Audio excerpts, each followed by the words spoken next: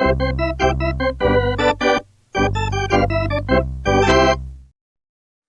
right, Chaz, let's get right to it. Decisions, decisions, decisions, they say. How many decisions do you think a big league manager makes over the course of a typical game day? And when you've won more games than anyone else currently managing a big league team, how many decisions do you think Terry Francona has made across his career? I mean, that number has got to be astounding. And yet you, Chaz, got him to recall a single decision that he made 4 or 5 years ago. The only time, he says, in his 40-plus years in baseball that Tito made the decision to go sightseeing on a road trip. And of all the amazing places a baseball team goes in these great United States and beyond, he made the decision to visit Alcatraz. In a 3-game series in San Francisco, filled with stories you reported, both good and bad, that was one of my favorite stories because on the short list of things that completely fascinate me, right up there with Mount Everest, is Really? Alcatraz. Absolutely, Wow. Alcatraz. Tito says he loved it. He actually used much more colorful language to express how much he loved it. I loved it. Chaz, have you been? So like, what's the appeal? Like, it seems cool if I'm there, I'm there, but it might be a generational thing. I've got to be missing something here. Chaz, have you been? I've not been. Like, Okay. what is it to you that makes it one of the wonders of the world? It's fascinating. I would recommend, if you haven't been, I would recommend the 1979 film Escape from Alcatraz with Clint Eastwood, based on actual events, shot on location. It's a good entry point to the whole Alcatraz story, but you have to go. You have to feel it. You have to take the ferry across and get an idea of just the place. You can take the tour and you can put on the headphones and you can hear Alcatraz. And then you can think about just what's the appeal? You said the appeal is not being able to get my head around what it would have been like to have that little rock in the middle of the bay that housed the prisoners that it did, plus the staff, the normal people. There are stories about the kids who grew up on Alcatraz. Whole thing fascinates me. You have to go. Okay, sure. I'm sold. Do you feel it? Do you feel anything at all? It's funny, like what I thought you were going towards was with your very well written open was Terry Francona has been around for 40 years and the one place he's visited was a prison. That's where I thought you were going with that. Yeah, I know it's cool. I've heard good things about it, but yeah, probably in the 140 range on top American sites I'd have on that list. All right. Tommy and Cowboy were talking about it, or Tommy and Chris were talking about it on the broadcast. I caught some of that, but it's been a while for me. It's been a while since I went, but it still just kind of holds that allure. The whole escape thing and the guys who did or didn't survive the escape attempt, that kind of stuff, that gets me going. I realize it's not Phineas and Ferb or Drake or any of that, Drake and Josh. It's not that, but it gets me going. No, it sounds cool. I don't mean to belittle it. You didn't belittle it, but I was hoping for a little bit of a response, but that's okay. That's just Chaz. If anything, I'm authentic. What's that? If anything, I'm authentic. Totally. And I admire the heck out of you for it. Welcome to Power Stacks, Chaz. Proud members of the Growler Podcast Network, proudly presented by Joseph Toyota of Cincinnati. The Reds are settled in, man. This has been a season. It has been a season, and there's still a month and change to go. And we're still trying to figure out some of the things about this Reds team. But at Joseph Toyota of Cincinnati, nothing to figure out. You know what you get. From opening day to the final out of the season, the team at Joseph Toyota brings its A game every single day. Whether you're shopping for a new Toyota, upgrading your current ride, or looking for a dealership that delivers more than just a vehicle, Joseph Toyota is built to win. As the home of lifetime powertrain protection, the folks at Joseph Toyota give their customers peace of mind long after they drive off the lot. And with the Joseph Toyota Advantage Rewards Program, every service visit helps you earn rewards that you can use towards future maintenance, making ownership even more rewarding. So the Reds, while they're working their way through this season, the team at Joseph Toyota of Cincinnati is staying busy doing what they've always done. They're delivering championship-level customer service, unbeatable value, benefits that keep paying off inning after inning. So thanks for listening to Power Stacks, proudly brought to you by Joseph Toyota, where every customer gets the all-star treatment. Chaz, we all need a new ride from time to time.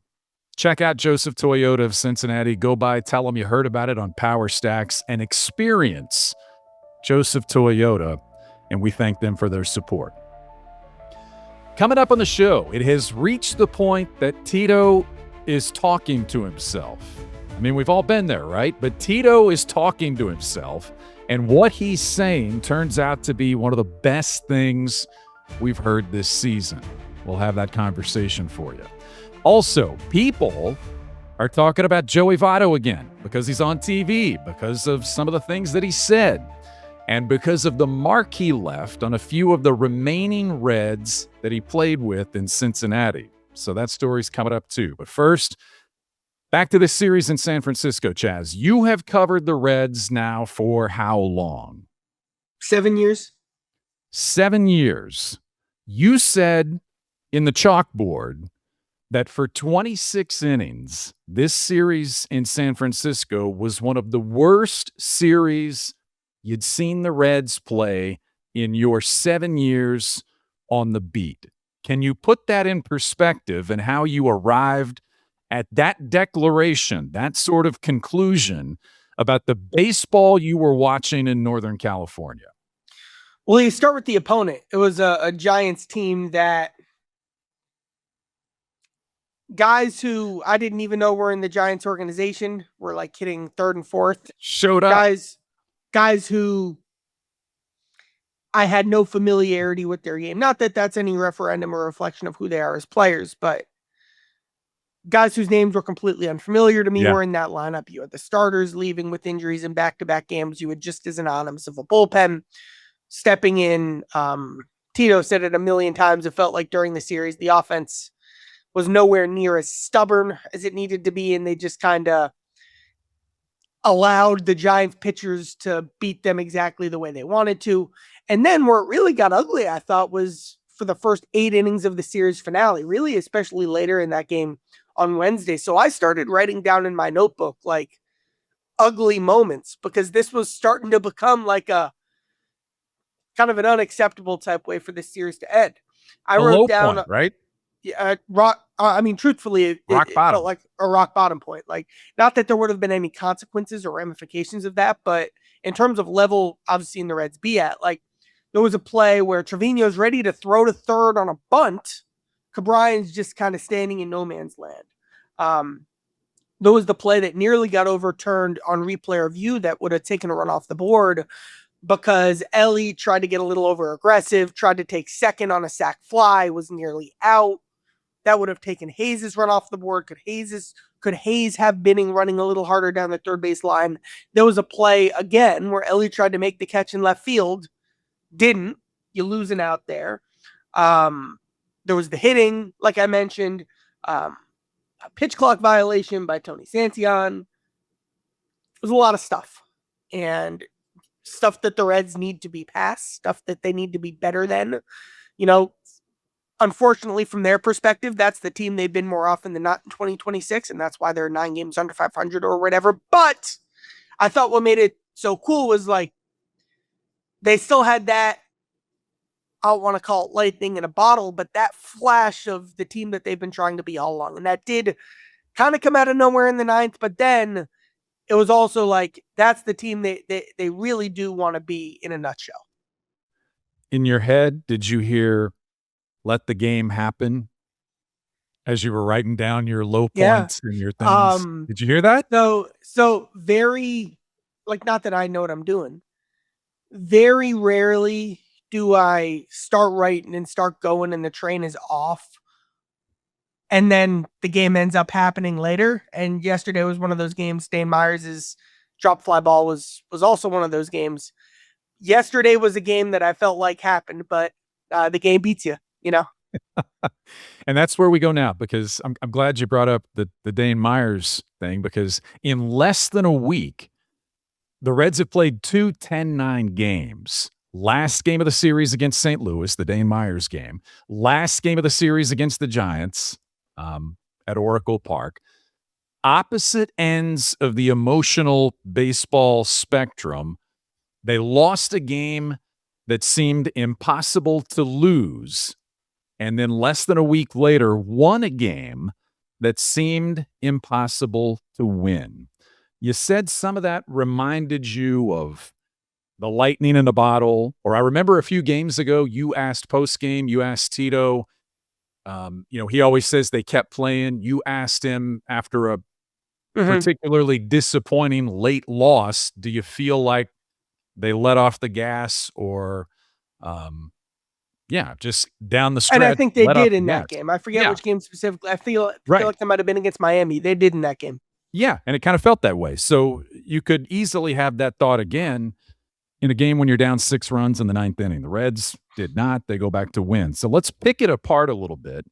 And I waited to brand this the leadoff spot because I want to start with the fact that Hector Rodriguez in this game was hitting in the leadoff spot. Before we get to the 9th inning and how things started for him in that frame, that happened in this series. Rodriguez sees his name show up in the lineup in the leadoff spot. I know you asked how Terry Francona and company arrived at that conclusion and decided to do that after we've all heard Tito say recently when you asked him, that it's in an ideal world, he doesn't like Elly De La Cruz in the leadoff spot.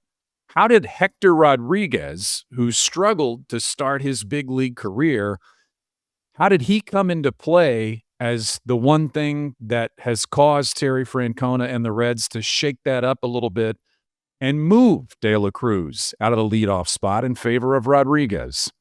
Well, it kind of started because the Giants pulled a fast one on the Reds. Who knows what was really going on behind their scenes, but with unwritten rules that exist, like before the series, Tony Vitello and the Giants staff said to the Reds, here's who's starting for us this week. And then, of course, the Reds send that information back. Right. I've heard Tito say several times, like, the importance of the back and forth with the opposing manager, the opposing coaching staff. Here's who we're starting. It allows you to get your lineup ready for the next day. It allows you to tell guys you're playing, you're not playing. It allows you to line up your catchers the way you want to, a bunch of different things. And Tito, from everything I know, and he talks about it a lot, so I assume I would expect absolutely that he's above board consistently from what I can see with this. But in this case, and Tito did his part, the Giants all along, they said Roop was starting on Wednesday, and then at 10 a.m. on Wednesday morning, surprise, it's one of the best pitchers in baseball, Logan Webb. Kind of felt like a gotcha moment. I don't know what was going on with the Giants. I have no idea. But it sure did feel like a gotcha moment with a pitcher he hadn't prepped for. They decided Hector was going to be hitting leadoff to face Roop. Maybe you don't want to put Hector in the leadoff spot against one of the best pitchers in baseball for the first time. But that's how it ended up. And he is a guy who obviously struggled to start his big league career, more over aggressive on spin than maybe I thought was going to be a part of his game. But it's going to go down as one of my favorite quotes of the season. And I've said this a million times here, like him going, I feel great because I'm showing I can play defense and I know I'm going to hit. Important part of the Hector Rodriguez story. And this is a story you've heard, but so he's 19 years old. He's not a well-known, highly ranked prospect. He was kind of a part of the Tyler Naquin trade, not a big one, but he was so motivated to be a part of the Dominican Winter League and to shine on that stage in that league. And he just decides he's going to make it happen. And he does. And he ends up being like the best hitter at 19 years old, which doesn't happen on that team. So what do we know about Hector? And that ended up being the key to his whole career trajectory, which took off from there. What do we know about Hector? He's not afraid to push himself. He's not afraid to put himself in what would look like an uncomfortable situation for someone with that type and that level of experience. And it turns out that if you look at that example from the start of his career, and he was going up against high-level competition for the age he was at, going up against guys who had played consistently in the big leagues, in the Dominican Winter League. Hector's not afraid to, play on the 15U team when he's 12. And you could just end that sentence, Hector's not afraid, period, right? And so then, all right, he's this rookie. He's hitting, probably his batting average started with a 1 entering the game yesterday. But he had a better road trip, at least offensively. Not afraid. And just going to do his thing at the plate. And what was perfect is we've been talking about Hector on Power Stack probably for about 12, 15 months now. And we hadn't seen it yet, though. I have the luxury and the ability, I'd seen it in spring, I'd seen it in the minor leagues, but we all hadn't seen it together collectively on a big league stage. And it was kind of where's this guy that I felt like I'd been talking about? And that's it. That's the swing. That's the upside. Those are the hands. That's the ceiling. Got a lot to continue to round out about his game, but he's not afraid and he can hit a ball like that, which went deep into the McCovey Cove. And that's an intriguing player. Couple of questions. First, a statement. On the road trip, Rodriguez, I think 7 for 15, 3 home runs, and a double? 3 home runs and a double? Yeah, there was a double in there. What, outside of, we're going back to the original decision being about facing a certain pitcher, he's not a leadoff hitter, right? He can hit, but I mean, you could say that about Elly De La Cruz. What is a leadoff hitter? This is an existential question, but this is an existential question. To answer your question, the offense had been awful. Right. How many games have they scored 0-1 run? Right. Look at the way that series went. They needed to change something. And they had so few levers available to them. Mm-hmm. I don't mean to be disrespectful to any of these guys, but you look at the lineup, you look up and down, what are you putting Stevenson in the leadoff spot? Are you putting Gino in the leadoff spot? Go down the list. It kind of almost was just a true flyer on Hector. Tito said he wanted to lengthen out the lineup by getting Elly second. He didn't say this specifically, but I do believe that sometimes change for the sake of change is beneficial. Mm-hmm. And Hector was, why not? I think kind of was the mindset behind it. It worked on Wednesday. Will it stick? I have absolutely no idea. Yeah. But it looked like it gave Hector a boost.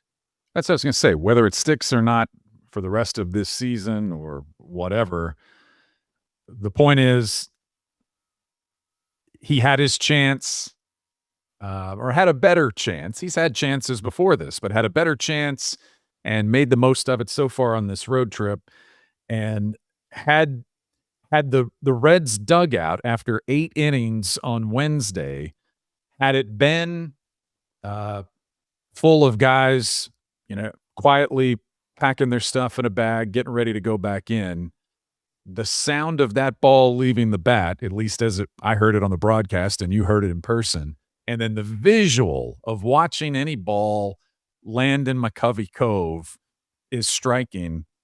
Whatever was happening at that point, if you look at how the inning started, that got everybody's attention. It was a single run. That wasn't the grand slam, but that got everyone's attention. And I heard Tyler Stevenson use the phrase pass the baton after that. Hector's your leadoff leg on this impossible relay that they were about to embark on. How did it happen? Hitter to hitter to hitter from there. We always talk about it. Just keep the line moving. It's hard to keep the line moving in any game, but especially down 6 runs. How did it happen after that? And it's important context, too, and that's why I like that we led with it, because as you walk through this comeback, and it is cool. I know the Reds' record is what it is, but we watch baseball every day, and you see something special like this, and I think it's pretty fun to break it down. The context of how that series was going just as me sitting up in the press box, is relevant and is notable. The Hector Rodriguez moment was fantastic. I would say the first time I started taking the inning seriously was, to an extent, during Sal's at bat. So Ellie gets on. Now Sal's up. They throw in at Sal. There's been a lot of tension between Sal and the Giants in each of the series this season that these two teams have played. And then they walk Sal. And Sal, I mean, what's the best way to report this? Sal says something over his shoulder in the direction of the Giants dugout. Was it to the hot dog vendor in section 133? Was it to, who knows? But it was in the direction of the Giants dugout. And that was, okay. Reminded me, too, of my favorite moment of Sal's career when the Reds are down 5 and he walks, I believe, a run scored in Dodger Stadium in the playoffs, and he flips his bat. Like, this guy's here to win, man. Love it. Love it. And all right, so now you got 2 on, and then the emotion there from Sal is like, okay. I wasn't fully bought into the inning, but the inning had my attention. Then Bleday walks, and then, of course, Gino gets the big swing.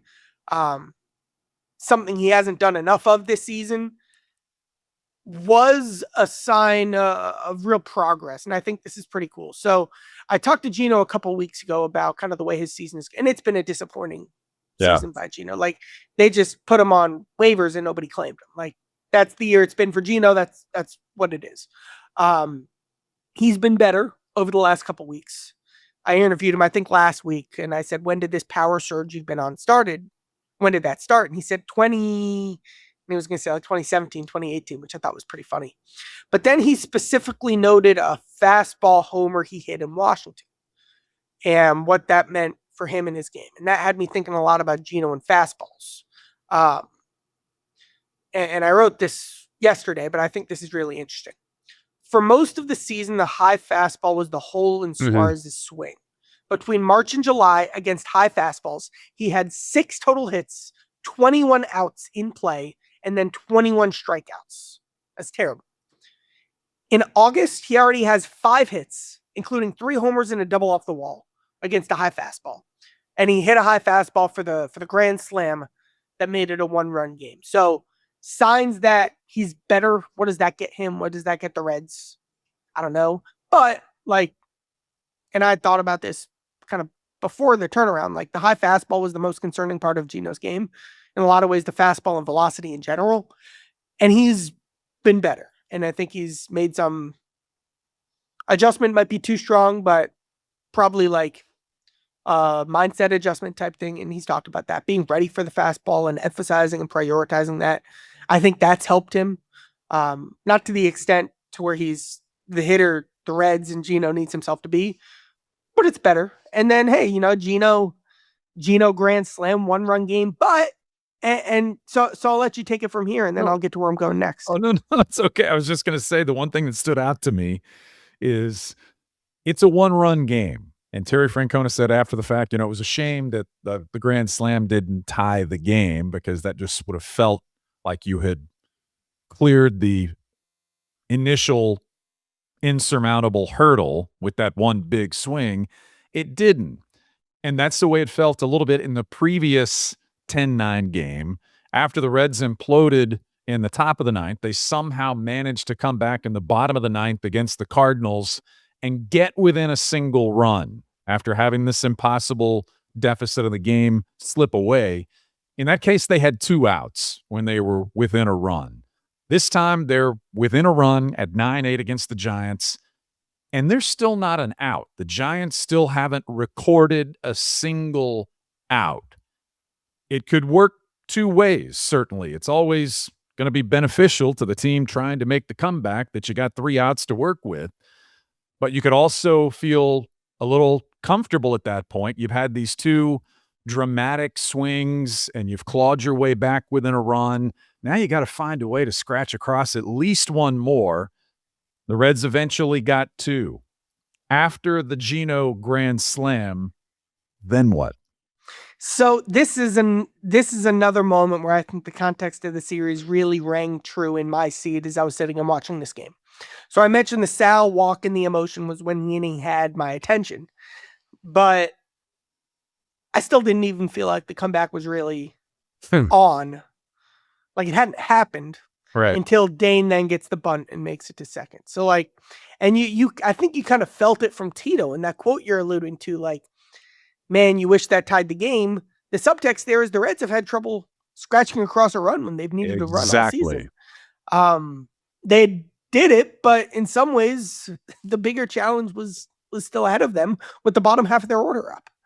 And we obviously haven't seen like big grand slams in the ninth inning coming up short, but it feels like we've seen a lot. Like the Reds get close in the ninth and they just can't get that hit and pack it up and go home, and the offense ranks whatever it ranks, which is pretty low in OPS in a lot of those major categories. So what are they going to do now? I really love writing these, man, something special happened in the game today stories, and that's what this inning was. And I enjoyed writing that article. I loved writing that article last night. The one answer I was declined to be given, which is fine because I think it was too in the weeds or too game plan centric.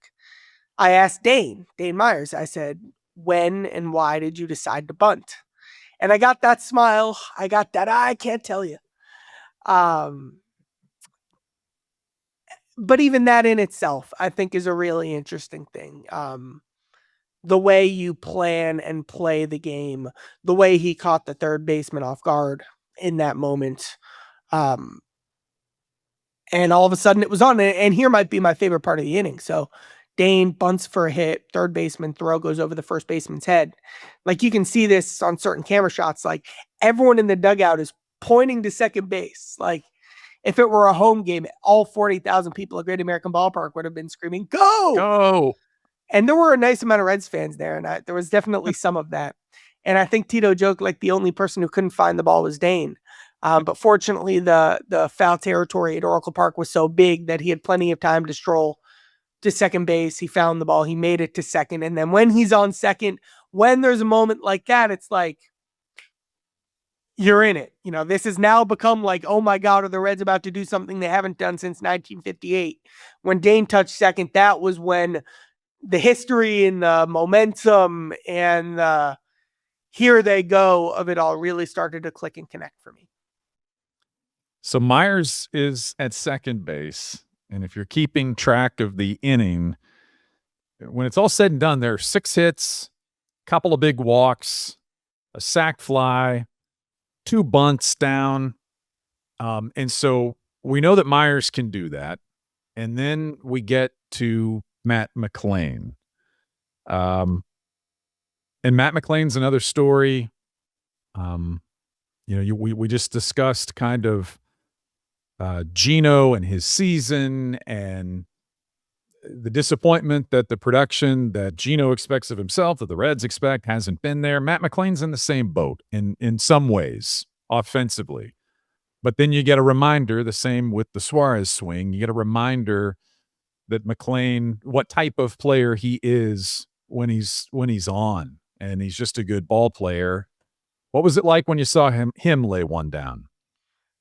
It reminded me of a play he had made in an awful game on Friday for the Reds otherwise. Like I could get, and I will give him credit for the bunt, nice baseball play, winning moment. But like 2 days before in the series opener, there was a runner on third. I think like is 0 or 1 outs. Probably no outs. Kind of a dribbler to second base with the runner on first as well, I should say. A dribbler on second base to second base, kind of right where McLain was playing. And he does this unbelievable job of fielding the ball, looking back the runner, tagging the runner who was leaking off first base, going back to the runner at third base to make sure he doesn't score, and then tagging first and getting a double play. Like phenomenal heads up play by Matt McLain. And like, that's the kind of stuff that keeps Matt in the lineup. Yes, the bunt's a winning play.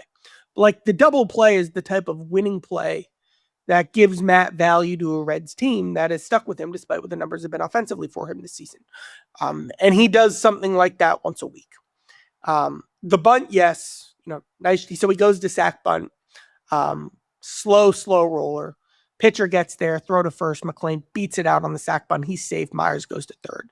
Like, McLean's, just look at the tools too. Like, McLean can run. McLean can fly. McLean's the best base runner on the team. And he absolutely needed all that speed to beat the throw to first base. And that's another area of his game that makes him an important piece for the Reds. Does he need to hit more? Absolutely. But he helps. And stuff like that is why you always hear me say, I still believe in McLean. And then, like, post-game, Pagan, talking to him, like, he pointed out McLean. Like, he went right to McLean as he spoke to me post-game about the way the whole inning played out. And now you come to the part of the inning where it's ultra advantageous that the Reds hadn't made an out to that point, because you get Jose Trevino up in a situation where put the ball in play, right? Just put the ball in play. But the pressure to do that with no outs, there's a big difference than if he were trying to do this. If he needed to hit, there's a big difference. And so he gets a sac fly to right field, and that ties the game. And then all of a sudden, the game is tied. The Reds have come all the way back. Can I add something about Trevino here? Because I think he's like, all right, what is his OPS? I have it right here. His OPS is 598. Like, it's not a great offensive profile right now based on how he's performed this season. It has been much better since he came back from the IL, I believe, in June. But what an interesting profile. Like, not even just like, I'm not saying it's like good. He's obviously not a standout hitter. He hits where he hits in the lineup, but like, he doesn't swing and miss. He also doesn't walk. Brian, you want to guess how many walks Jose Trevino has this season? I could not guess. Guess. I can't even think of the number of at-bats he's had, but I'll just throw out a number for you and say 12. Jose Trevino has 1 walk this season. But he doesn't whiff. Yeah. He puts the ball in play. His strikeout rate is very good. I remember like the Chris Valleca quote about him way back in spring training. We're just talking about Trevino. He said like his greatest blessing is also his greatest curse. Like, it's such a flat swing that he can put the ball in play. Yeah. Unbelievably consistently. It's just that, when you factor in his speed too, like double play balls, stuff like that, he's not smoking the ball into the gap with 115 mile per hour exit velocity. So, but like, and it is surprising he actually doesn't have many sac flies this season. But like, when you need someone to just kind of hit a fly ball into the outfield, it kind of does suit his game. Like, he's going to make contact.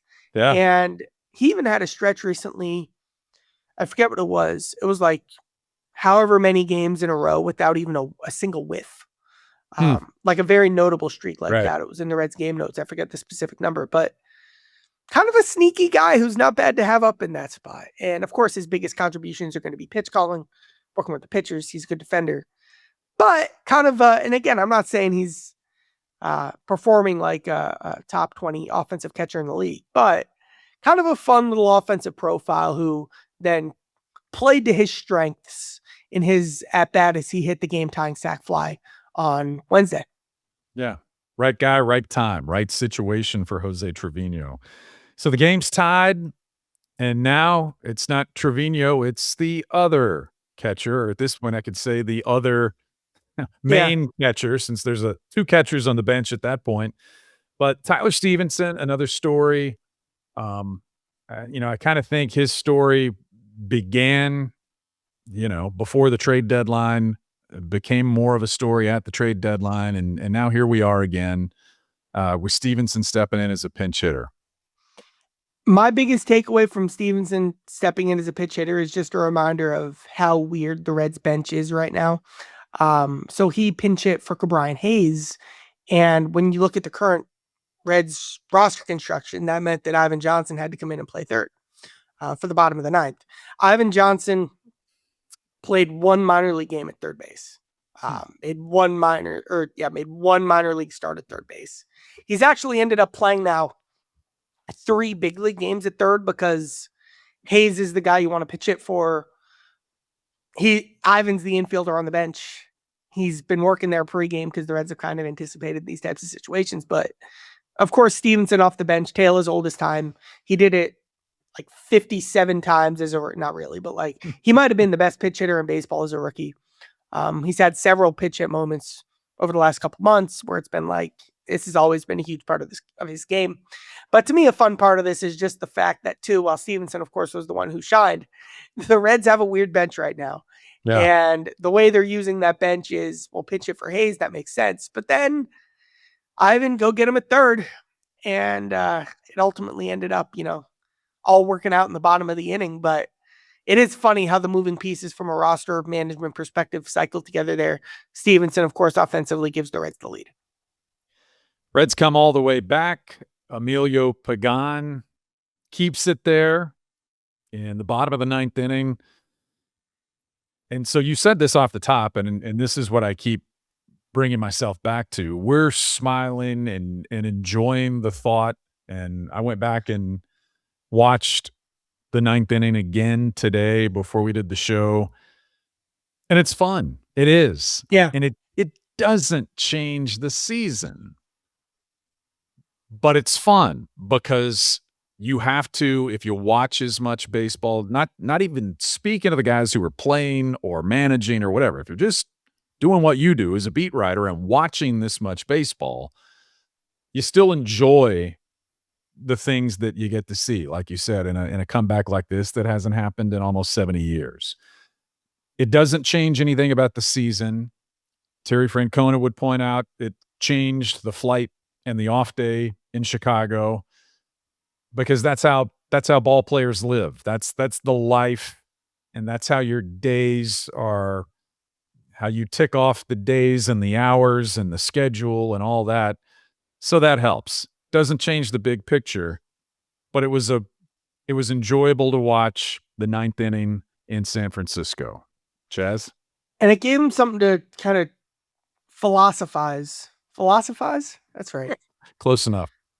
About in the post-game clubhouse, and I think these were conversations that were had internally, kind of players only, that then I got pieces of through interviews I have. You had Gino saying, I told the guys that in the ninth inning, we have little things that helped us win this game. It's not about the big homer. Stevenson said that Pagan spoke to the team and said, today was the game of baseball we know we're capable of. We've got to hold ourselves to that standard. And when I went to Pagan for kind of more perspective from him, he said it's a reminder to keep playing this game the right way, whether or not we're able to fight back and get into this playoff race or not. It's our job to show up and play the right way. And he said this game is a reminder. The specific game on Wednesday is a reminder that when you do that, you get rewarded to it, and it's fun to, and this is me paraphrasing, be around your friends, right, and give each other the high fives and feel and experience that. And while it's an ultimately frustrating and disappointing and unsuccessful, absolutely, season for the Reds. Yeah. They've got some chances. Let's have some fun against the Dodgers. Let's have some fun against the Brewers.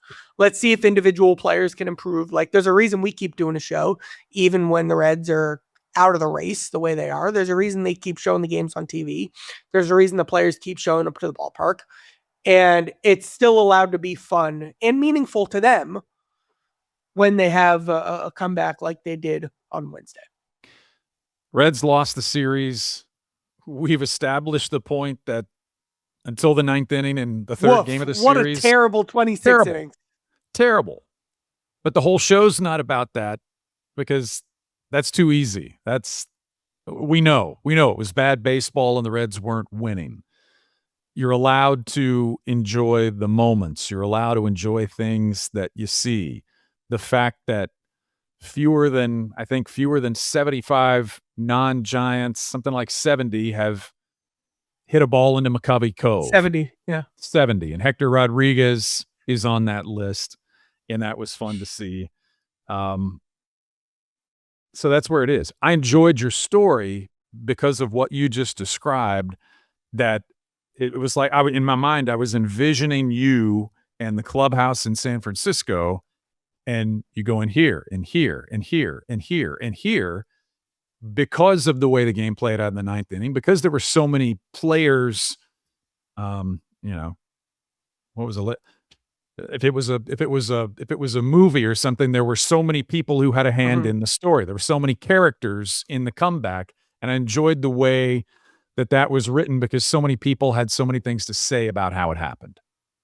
I loved the celebration of Hector and kind of the astonishment. Because I mean, for a lot of even these guys who are now like playing with him for the first time, they've heard about the reputation and the profile, and they know the Reds believe in him. But seeing it, like I heard in the clubhouse, a lot of wows. What I love in a post-game clubhouse scene like that, from my perspective, when I'm going around pinging around, like you're saying, those are really fun stories to do. Is who's the under the radar moment that stood out to Stevenson? Who's the under the radar moment that stood out to Suarez? Who's the under the radar moment that stood out to Pagan? You end up learning something about the guys you're asking based on the other guy who they're most excited about. Like it shows you something about the relationship, or maybe they had just been having a conversation about what to do in some kind of moment like that. And it's funny too, like in the clubhouse, like even kind of what I was expecting was like the kind of celebration you get after a huge August 26th win when you're competing for a playoff spot. Like I was expecting them to lean into that. It wasn't that. Like they weren't patting themselves on the back in any sort of major way. The music was playing, but there wasn't a metaphorical dance party. But they were proud. They were proud of the way they played. And I think a lot of it came back to, we need to play more like this. And there's some frustration with that because they haven't played that way all season, but then there was pride that they showed that on Wednesday. You got some sound with Steve-O, the longest tenured Red, Tyler Stevenson, who's seen some things in his day and is still, obviously, for that reason and others, kind of a good perspective for things like this. What'd he say? It's fun. Like, I'll show you. It's funny. Like, here's my notebook, and I had like the bad stuff that I was ready to kind of not dig on, but I wanted front of mind as I entered the post-game clubhouse. And then I crossed that out, and then I wrote down all the good stuff that happened. And then what's fun is you go to, and I did this with probably 5 players. You go and you're like, all right, let's go through the inning. And so I thought the best all-around one doing that was Stevenson. Here's my post-game interview with Tyler Stevenson, where we just go through that 9th inning. First, before we get to your swing, what do you think of Hector's homer? Yeah, he absolutely crushed that one. What Statcast said, 426 or something like that. I don't know. I've looked a lot further. Yeah, he had 2 great swings today, and he hammered that one. I was impressed with the way that Sal and JJ both like competed in those at bats. Kind of how big were the way they stayed in it, even though I guess you were down 6 or however. Yeah, I mean, it's just passing the baton on. It's easy in that situation to obviously just chase one and get out or strike out or whatever it is. But 2 huge at bats, opportunity for Gino, and then 2 great bunts with Dane and Maddie, and Trev doing a great job. So great win. The win seemed to mean a lot to Gino. Kind of what was it like seeing him deliver and have that kind of moment? He's obviously been in a lot of big moments, and he's one swing away from always hitting one out of the ballpark. So, yeah, I mean, second on getting one with him, and he does something great every day. So, one of the best there is in this game. Maybe the biggest play was Dane's bunt. What'd you see kind of in that? For what? Maybe the biggest play was Dane's bunt. Keeping things going, and he had to find the ball and then take second. That was a fun little moment. Just aggressive base running, and great bunt after that time because he was right after the grand slice. I think guy comes in, probably not expecting a bunt, and great bars, and then obviously they throw it away. Just able to capitalize and hit second, and then same thing. Maddie just getting the job done and run hard. Can you walk me through your at bat? Sorry, can you walk me through your at bat? Yeah, just try to obviously get the job done. First pitch was kind of the similar pitch that I hit. Just elevated into breaking ball and was able to get enough and get it over the shortstop. Just try to put the ball in play and not do too much. Yeah, pretty fired up. What did that moment mean to you? Yeah, I mean, just to come back in the situation that we did, just get some energy back, and just this is a great win. Going in an off day, we got a wrong flight, so just ride this thing out. last thing. The record is what it is. Like, still just as fun to have a game like this, to have a moment like this. Kind of, what does that do, considering maybe even how tough this series had been up until then? Yeah, as like a week or two, it hasn't gone how we wanted to do, but like EP said, post game is just coming in, and today was the game of baseball that we know we are capable of and should we continue to play. So we gotta hold ourselves to that standard and just shot this thing strong and pull like we did today. On that note, quick shout out to Pagan. 2 more strikeouts to close it. He's pitching better than he has at any point during his 3 years with the Reds. 1 explosive high fastball for that strikeout. That's something that he has this unique ability to do with the way that pitch jumps out of his hand. And then a splitter. There was kind of a, what's the word? I don't want to call it a crisis, but like an inflection point with that splitter when Pagan had the hand thing that popped up based on the way he was throwing the splitter after missing a certain amount of time on the IL. He hadn't had the reps. Spinning it a certain way probably led to some sort of aggravation with his hand. Pagan made a very conscious decision. I'm throwing this splitter. And he's kept throwing it. And of course, that was a part of his success on Wednesday, as he literally ended the game with a strikeout on a splitter. So that puts to bed what was one of the worst series the Reds have seen, maybe in 7 years, right, Chaz? Yeah. That ended with one of the best moments the Reds have seen in 70 years. And we've all known this, and we've seen this coming, and we've said this, and you probably read this somewhere else, that now the rest of the schedule for the Reds, and because I often bring out my props as well, the rest of the schedule for the Reds, which is just getting down into this last box here pretty soon, it's stacked. It's statistically one of the most difficult remaining schedules in baseball. It's playoff team after playoff team after playoff team after World Series champion team. That's what they're going to see. San Francisco was the last, if you can say it, the last soft spot in the schedule that the Reds are going to have the rest of the way. And when all of this started, even earlier in the season when the Reds were struggling, and you and I did this show, and I think you said something to the effect of the manager is going to have to do some managing is how this is going to go. And I loved that because I thought it was well said. And as a manager, managing Terry Francona, the way he does things, it's not foolproof.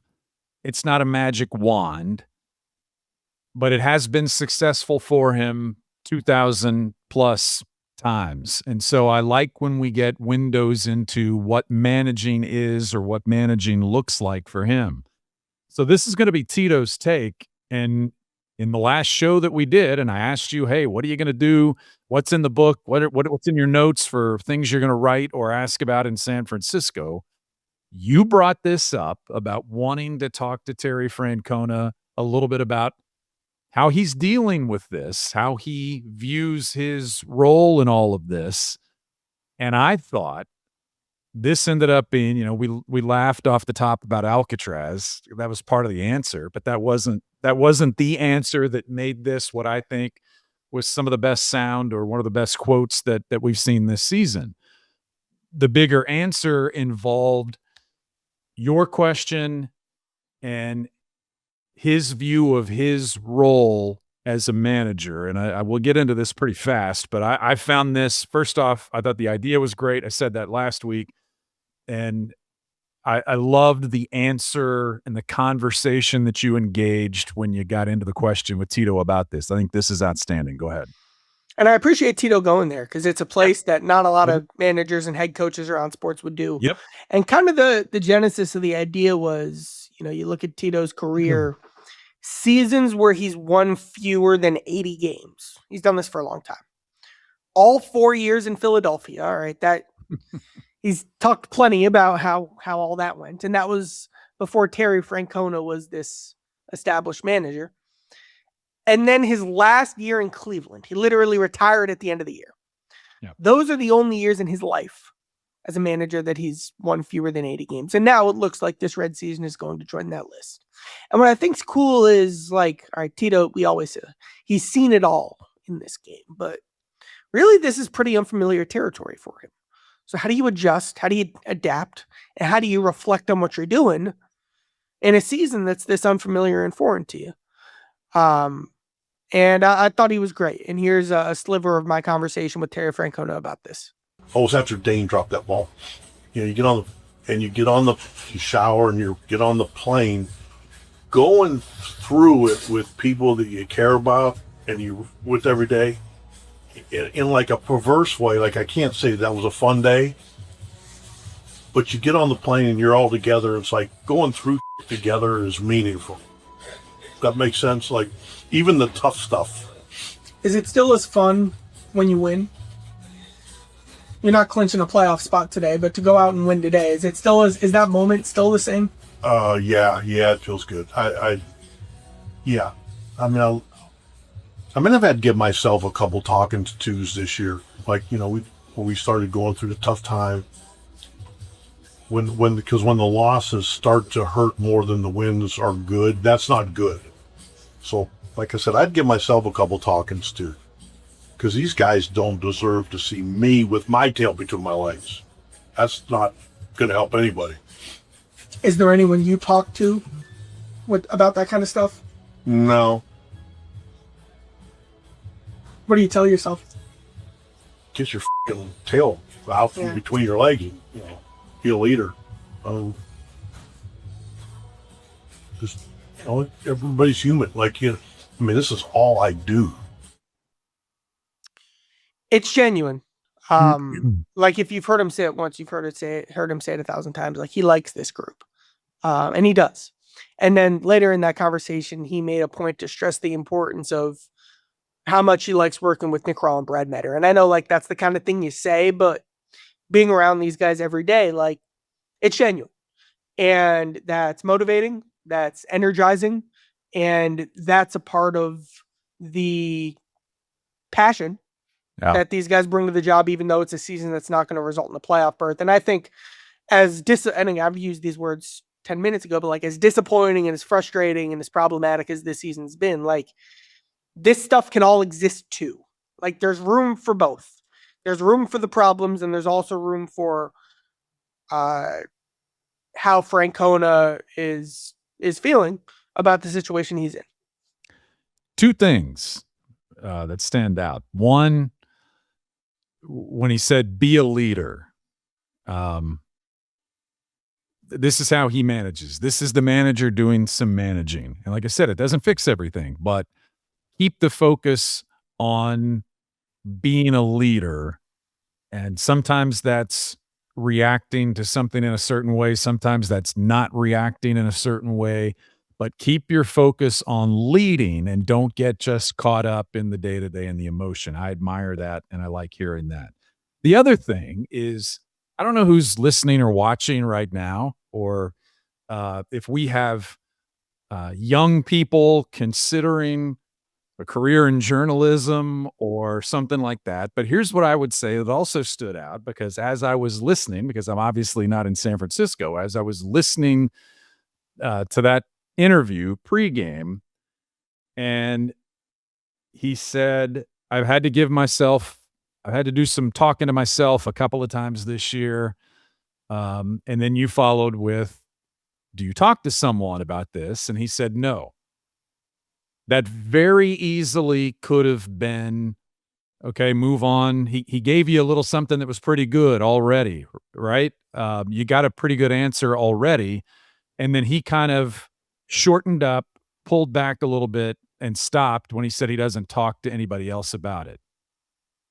Charlie Goldsmith, as a reporter, you tell young people, young reporters this, and you could tell a lot of old reporters this who don't get it yet. Listen to what's being said in the answers. We get caught up sometimes in thinking about the next question or the next topic because you're on the clock when you're interviewing anyone in this business, but you listened enough to follow up with, you're talking to yourself. What are you saying to yourself? Don't try to lead him into something that you think he might say or something you might think. All you said was, hey, the guy I'm talking to just said, I talk to myself sometimes about it. And you simply said, what are those conversations like? What do you say to yourself? And that got you the rest of that good answer. So I don't have my Thank you, bell. Greg. I don't have my bell to ring here.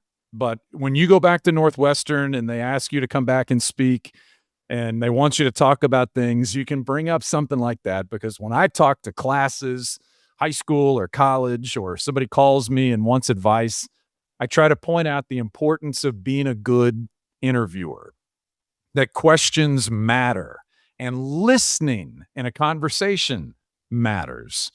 And I kick myself sometimes because sometimes I miss those things. I try to be aware, and I think I get them more than I miss them, but we all miss them sometimes. And you didn't miss that one. And that was a good get. And that was some of my favorite sound this season from Tito. So good on you, Chaz. You're very kind of you. No, I'm just pointing out the obvious. Let's get into the notebook. You've already shown us the notebook, that the notebook is in your possession now in Chicago. In the notebook, we haven't done this a ton. It seems like a lot of people are talking about Joey Votto for different reasons, because Votto, as we all expected, I think, when he finished playing in Cincinnati, went and did whatever Joey Votto wanted to do and didn't want anyone to know about it for a while, right? We know about Joey Votto what he wants us to know. When he is somewhere, we only know it because he wants us to know it. And he posts an Instagram picture outside of the ballpark in Toronto, or when he's in Spain, or whatever he's doing. Well, he's popped up some lately, and that's all good. I'm happy that Votto is doing what he's doing. And he's probably going to be really good at whatever it is he decides to pursue and casually.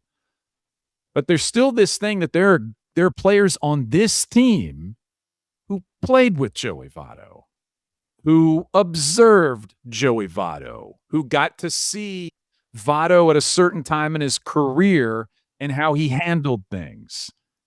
And I think we've forgotten that players and all of us, to some degree, we absorb and we're drawn to things that we see and examples that happen to be in front of us. I was glad that you asked a little bit in the clubhouse about Joey Votto, and tell us who you went to and what they said. So we still don't know, like, this could be in Joey's book, which I hope he writes one day. Like, everything that the 2023 season was to him. I mean, think about this. Coming back from a major shoulder surgery. Right. And if you go through it, like, if you actually go back through it, like, he was going to come back in April. He ends up coming back in June. Like, that was a grind, man. I remember seeing this guy in the heat on like 100-degree day in Goodyear in March, trying to do everything he could to cut down an extra whatever off the timeline, like, with how hard he was working, even though that ended up being months away. And then he comes back, and the work he was doing behind the scenes every day, to, like, everything he did to just prepare himself to take those 4 at-bats or whatever it was. So there's the physical side. There was the side of, it was the youngest team that we've ever been around, and here's 39-year-old Joey Votto with all this wisdom to share. And something that a couple players mentioned was that, like, stuff they had heard was how Votto had opened up over the course of his career with advice, with his role in shaping the youngest guys on the team. And from everything I understand, the 2023 season was the best example of that, of Votto's whole career. There's a lot of legacy there. There's a lot of impact that he had on these guys. And so, with Votto, he'll be around this weekend. He'll be on a call on Sunday in Chicago. That gave me kind of a nut graph, we call it in the business, to go back through the clubhouse, the guys who had played with Votto, and ask them kind of what impact did he have on you? And I talked to Stevenson, I talked to McClain, I talked to Friedel. Here's a part of my conversation with Spencer Steer about the impact Votto had on him. When you look back at the impact he had on kind of you guys, your rookie class, how would you kind of describe that 4 years later, or wherever it is? Yeah, I mean, I think just his knowledge of hitting. I think he just had a really interesting way of speaking about hitting and kind of what it takes to be a good hitter in his opinion, and I thought as a Benny he was impactful. And I think I got, to play with him at like kind of a special time in his career too, because he was a lot more vocal, I think, than he's been in the past, and he was really helpful. I think he understood how much of an impact he had on our team because of how young we were. Like, you could tell he really kind of took it upon himself to like check in with us and really just kind of approach us first about certain things. Yeah, that's kind of what I remember was I would obviously go to him and ask him questions, but he would almost like, hey, I'm seeing this, or what are you thinking about this guy, or what's your play on this guy today, and yeah, it's being able to talk in with him. Like I said, the way he thought about hitting and the way he approached hitting was a lot.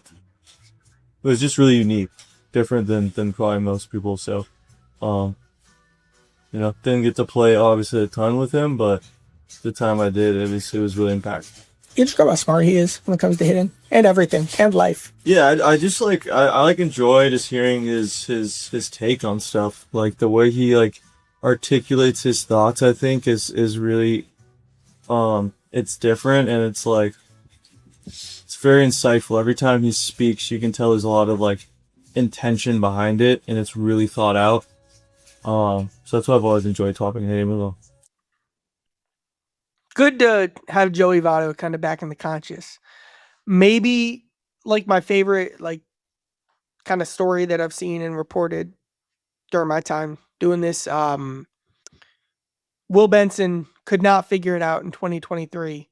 Joey Votto, who was on the IL at the time on a flight from Chicago to Boston, sits next to Benson. They break down his whole process. Benson tells me a month later, I thank God for Joey Votto. And that was the difference in Benson's career being what it was, as opposed to being a guy who was never going to be in the big leagues for very long at first. And then at the end of that year, I saw Benson gave Votto a very nice chessboard. What a beautiful, meaningful, personal touch. That's the kind of impact he had on these guys. And it was cool too. So based on how the clubhouse was laid out in San Francisco, where I just this week reported this story and talked to Steer and McLean and Stevenson, etc., their lockers were all around each other. And then there was another player who I won't name who didn't play with Votto who was there. And so I turned the mic off. I turned the recorder off. And we all just keep talking about Votto. And then this other guy, he's learning and he's asking questions. And you could feel how genuine, and you could hear it from Steer, these guys are as they talk about Joey. And now they're kind of sharing that with a teammate who's now learning that himself. That was a cool thing to be a part of. And then one thing I want to really hit home too. Votto's 2023 season. He debuted that year. He returned from the IL on June 19th. Between June 19th and August 2nd, he hit at a 47 home run pace. He then cooled down, ended up briefly going on the IL, but returned in September in a key win over the Twins. He had 2 big RBI. The next series against the Pirates, his hustle on the bases initiated a rally. Later in that series, his pinch hit single, and the run that he scored nearly started a comeback that could have saved the Red season. They ended up blowing the game. Votto was a good, useful player in 2023. And of course, like what my story centered on and what the conversation about Votto in the 2023 Red centers on is all the intangible impact that he had. But as I was kind of diving deep back into Votto's 2023 season, like, it was a good reminder of why he kept trying to play in 2024. Like, Votto was an impact. I mean, he wasn't going to make the All-Star team, but he helped. He had a role just purely offensively, and of course playing first on that 2023 team. And I appreciated that personal reminder too, just how good Votto was until the very end. What was the T-shirt? Our Hall of Famer works harder than anybody you've got. I forgot about that. Or runs harder. Our Hall of Famer runs harder than anybody you've got on your team. Something like that. That was true. You think you're going to be able to track him down in Chicago? And do you have you talked to him since he left? It's funny. I'll tell this story. No, and I'm not going to get him on the podcast or anything. I just want to shake his hand, say hope he's doing well, say that he enjoys the media. I just look forward to seeing him personally. We had some fantastic conversations. You did. Even just like about the media. Like I remember specifically one day in the dugout during batting practice, Votto and I just talking about the media for a while. The last time I talked to Votto was when his option got declined at the end of the 2023 season. It was me and two other reporters kind of on a conference call with Votto. And I was the third one to ask a question. And so I said, hey, Joey, with this being the end with the Reds or whatever. And he just cuts me off. He goes, hi, Charlie. I'll always remember that. That was a very nice interjection that he put into that conversation.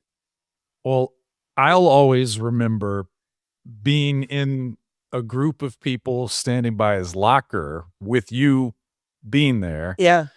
And you had lots of questions. And, a lot of people don't have a lot of questions for Joey. You kind of see where it's going to go.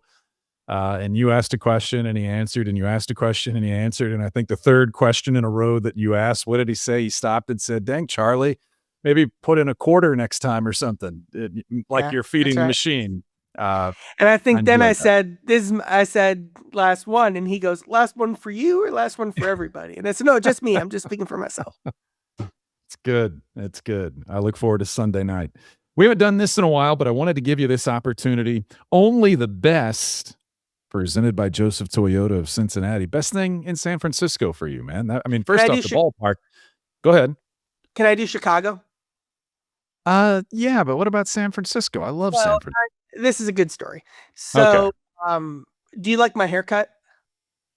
Well, I always admire your haircut. I don't have much of a frame of reference. I got it about an hour ago. I'm staying in Evanston. Do you like your haircut? Oh, of course. Well, here's the most important part. So, I'm staying in Evanston for this series against the Cubs, and boy, did I need a haircut, like desperately, urgently. So I go to the lady who cut my hair when I was in college, and she remembered me. She goes, "Oh, it's been so long. How are you? How have you been?" This very nice lady who was so excited to see me. Her name is Vera, and it was good catching up with her.